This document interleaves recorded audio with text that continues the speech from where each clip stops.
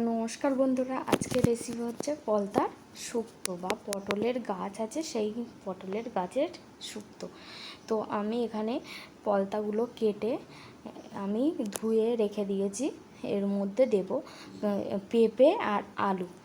তারপরে আমি এরপর কড়াইতে জল দিয়েছি। জলের পরে আমি এর মধ্যে নুন, হলুদ, সর্ষের তেল দিয়ে জলটা যখন টকবক করে ফুটবে তখন আমি ওই আলু ও পেঁপেগুলো এই জলের মধ্যে দিয়ে দেবো।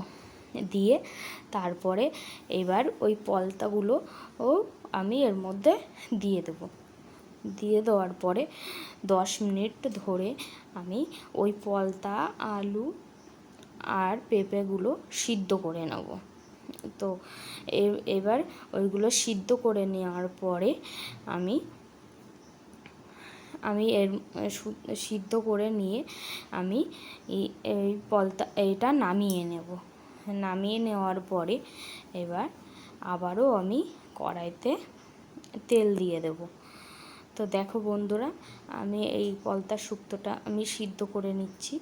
তো সিদ্ধ করার সময় একটু খুন্তি দিয়ে ভালো করে ঘেটে দিতে হবে, যাতে এটা একটু ঘন বা গাঢ় মতো হয়। যত গাঢ় হবে তত খেতে টেস্ট হবে। তো আমি এটা সিদ্ধ করে নিয়েছি। নেওয়ার পরে এবার আমি কড়াইতে তেল দিয়ে দেবো। তেল দেওয়ার পরে আমি এর মধ্যে কালো সর্ষে ফোড়ন দেব। সর্ষে ফোড়ন দিয়ে আমি ওই সিদ্ধ করে রেখেছিলাম যে পলতাটা, সেই পলতাটা আমি এর মধ্যে দিয়ে দেব। দিয়ে দেওয়ার পরে আমি আবারও একটা ভালো করে নাড়াচাড়া করব, যাতে ভালো করে ডাঁটাগুলো বা পেঁপে আলুগুলো সিদ্ধ হয়ে গেছে, একটু যেন মাখা মাখা ভাবটা হয়। তো এটা হোক। এই পলতার এই শুক্তোটা খেলে গালে স্বাদ আসে।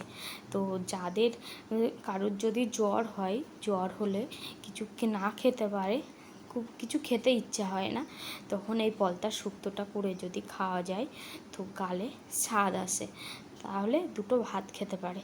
তো এটা বেশ পাতলা পাতলায়, এর মধ্যে কোনো মশলাপাতি কিছুই যায় না, শুধু সর্ষে ফোড়ন আর এটা নুন, হলুদ, তেল দিয়ে বা সিদ্ধ করে নিয়ে এই সর্ষে ফোড়ন দিয়ে তাই দিতে হয়। তো এর মধ্যে আমি একটু মিষ্টি দিয়েছি, যে এটা কিন্তু একটু তেতো তেতো ভাব হয় খেতে। তো একটু মিষ্টি দিয়েছি, যাতে একটু তেতো ভাব একটু কম যেন লাগে, তার জন্য। তো তারপরে এটা হচ্ছে প্রায় রেডি হয়ে গেছে। আমার বেশিক্ষণ লাগবে না। তো রেডি হয়ে গেছে। তো পেঁপেটা দেখো, আমি দেখে নিচ্ছি পেঁপেটা সিদ্ধ হয়েছে কি। তো প্রায় এটা নামানোর মতো হয়ে গেছে। তো এইভাবে একবার বাড়িতে বানিয়ে খেয়ে দেখবে পলতার শুক্তো। এটা খেতে বেশ দারুণ লাগে। তো আজকের মতো টাটা বন্ধুরা, বাই বাই, ভালো থাকবে।